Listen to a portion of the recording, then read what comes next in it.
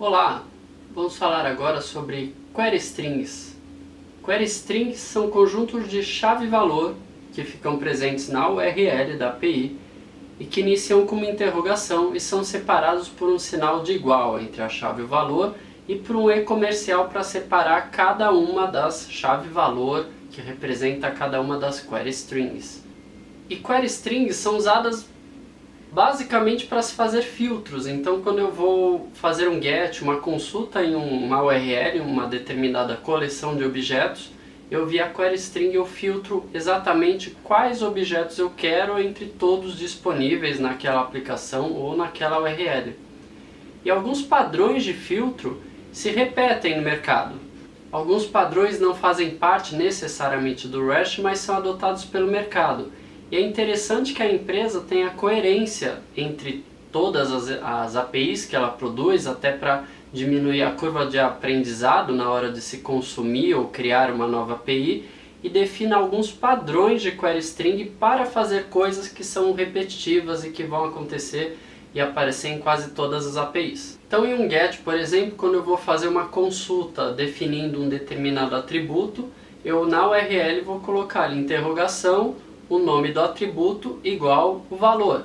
E se a consulta for por mais de um atributo, eu concateno com o e-comercial. Quando se pesquisa intervalos, por exemplo, intervalos de data, pode-se padronizar que todo intervalo de uma pesquisa vai começar com um from, e o nome do campo, e um to, e o nome do campo. Então, por exemplo, from, data de abertura, igual, aí você passa a data de hoje, por exemplo, e-comercial to, data de abertura igual uma data futura. Por exemplo, eu vou buscar uma fatura, eu posso colocar from, data vencimento igual e uma data representando um mês, ou seja, eu quero todas as faturas a partir daquela data, a partir de um determinado atributo que faz parte daquela entidade.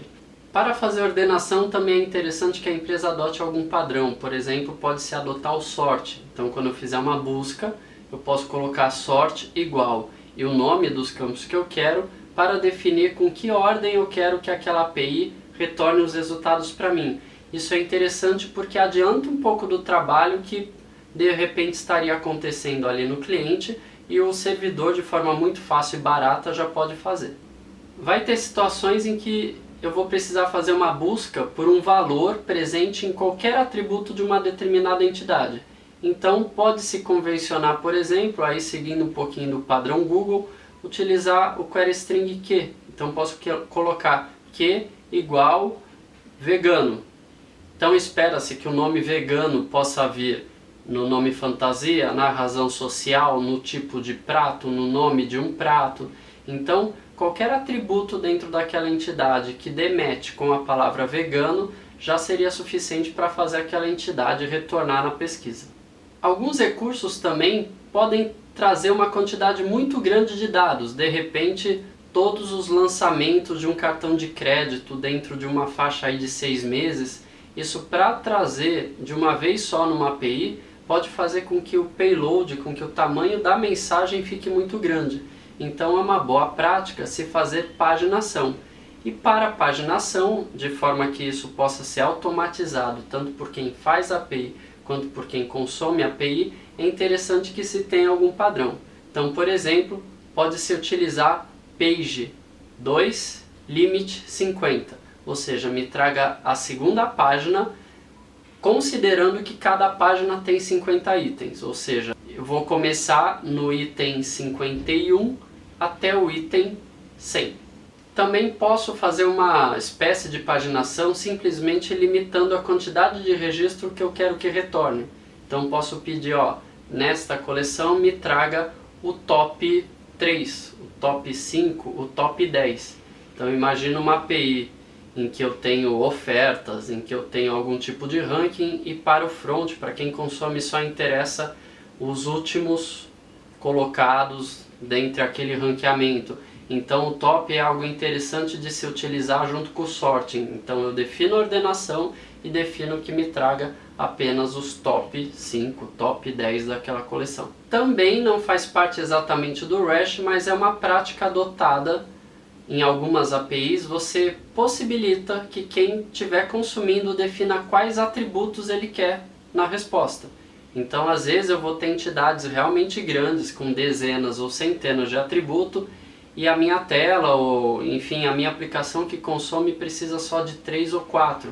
Então, posso estar passando num query string fields, por exemplo, a lista dos atributos que eu espero ter como resposta daquela API. Aquilo é interessante porque em nível de log, tanto de quem produz a informação, quanto de quem recebe, quanto na própria mensagem que está sendo trafegada, já fica menor.